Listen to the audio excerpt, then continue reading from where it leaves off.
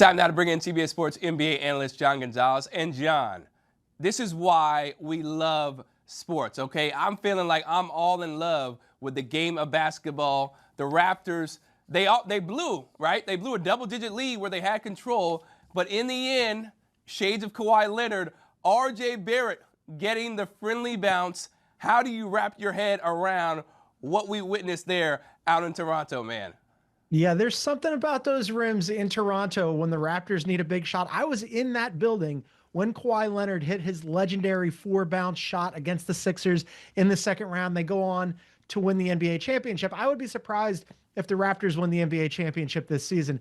But man, what a shot by R.J. Barrett. I mean, the Cavs really sagged off of him. They were focusing on Scottie Barnes. You can see it here at the end of the game. And Scottie finds R.J. and R.J. just puts it up. And the way that it bounces, look how it goes out of the frame. It bounces so high up and goes down. And, you know, Jurassic Park, the area outside of the arena that's packed full of Raptors fans, they want nuts. Inside the arena, they want nuts. And I was thinking going into that overtime, where are they going to get offense from? Because it was just Scottie Barnes and R.J. Barrett basically the entire game, and you know, Jacoby Walter and Collie Murray Boyles. But you saw at the end of regulation, when they had a chance to win it in regulation, how bogged down the half-court offense was. Half-court offense, not their thing, but they walk into this 3, and they're forcing a Game 7. And credit to the Raptors, man. I did not think that they would get anywhere close to playing at the Cavs level in this series, and they're all tied up. And what does it say about this Raptors team, John, that they did it without one of their best players in Brandon Ingram? Yeah, 2 of their best players, really, because they haven't had Emmanuel quickly either. And Brandon Ingram, he wasn't very good to start this series.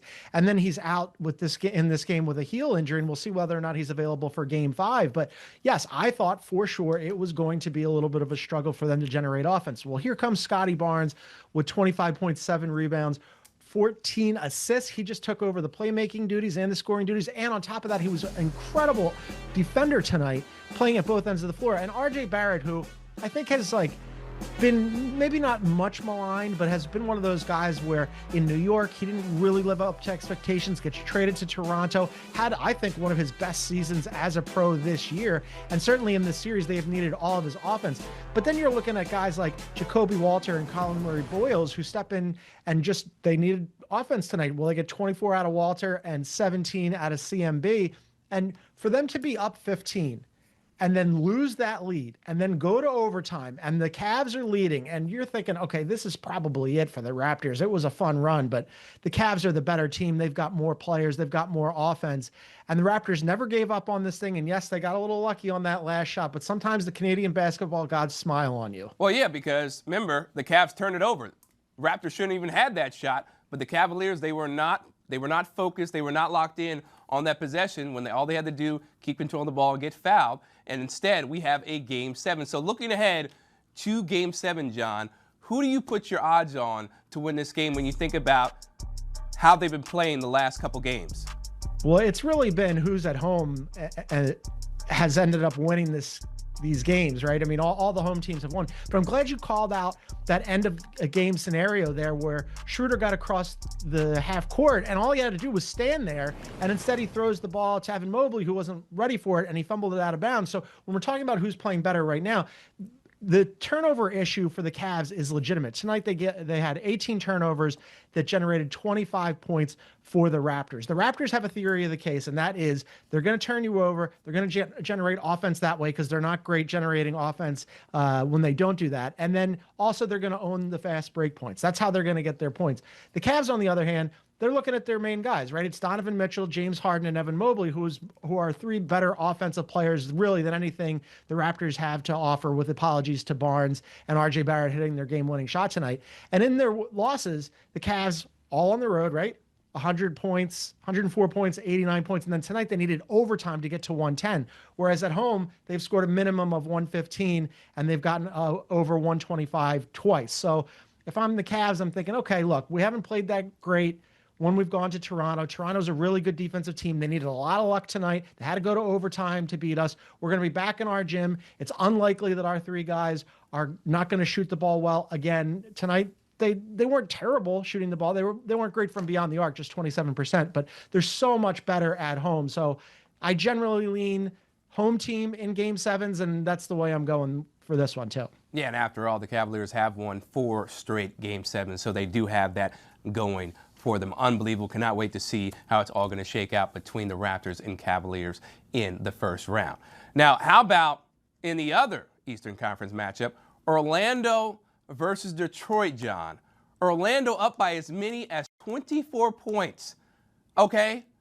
And the Pistons dog-walked them, where they went on a 35-4 run at one point in the second half, and they end up winning by double digits.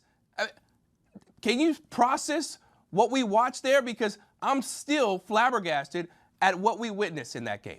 Yeah, I think the Magic are flabbergasted too. I mean, the Pistons just kept coming, right? They were slow and steady, took them a while to get going. Another good game for Cade Cunningham, who had a double-double and played great defense too. Let's not overlook that part. He played at both ends of the floor.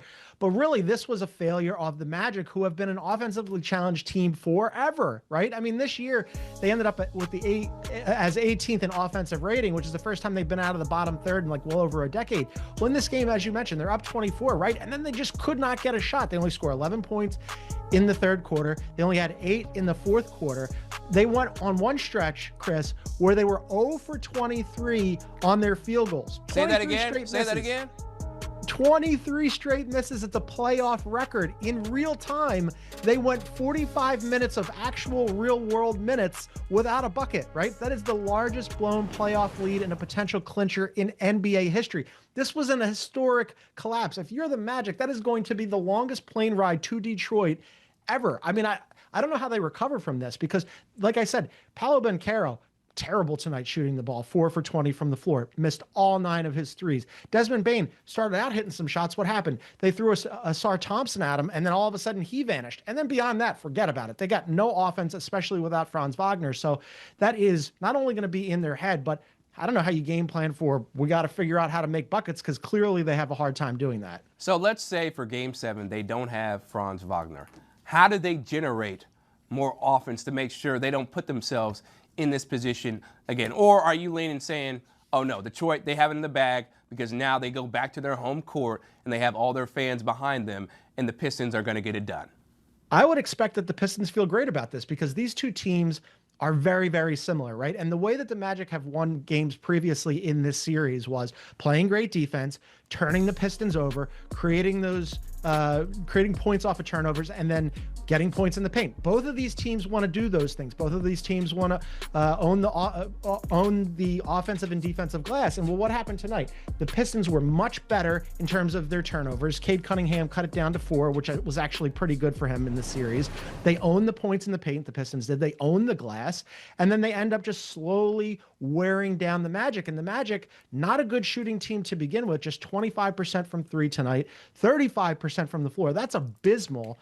How do they get offense? I mean, you're going to have to play through your defense and generate turnovers and turn those turnovers into points, but I'm not sure that that's going to be enough. I mean, Paolo Banchero, I've been critical of him for much of his career. This was a good example of why tonight. And a night when your team is slowly fading away, can't find a field goal, he was chief among the guys that were the main problem. He's supposed to be a superstar in this league. Forget about it. I mean, without Franz Wagner by his side, it was easy for them to key on him. And Desmond Bane, they go and trade 4 first-round draft picks for him. Well, there's only so much he could do. He was fine tonight, I guess, but they have so many problems. So, yes, if I'm the Pistons, Cade Cunningham, Tobias Harris has been overlooked in this series. He's been really good offensively. Sar Thompson can't score just like his brother, but he does everything else. He was locked down defense tonight, hitting the boards, running the floor. Fantastic. Yes, I'm leaning Pistons. They should feel good about themselves going into Game 7. And that would mean we would have the same result that we had back in 2003 when the Magic went up 3-1 on the Pistons and ended up losing that series 4-3. John Gonzalez, always appreciate the insight, man. And listen, the Pistons, they've been pretty good in home Game 7s. As of late, 4-0 in home Game 7s. They won all 4 games, by the way, by 15 or more points. We'll see if that trend continues against the Magic in Game 7 this year.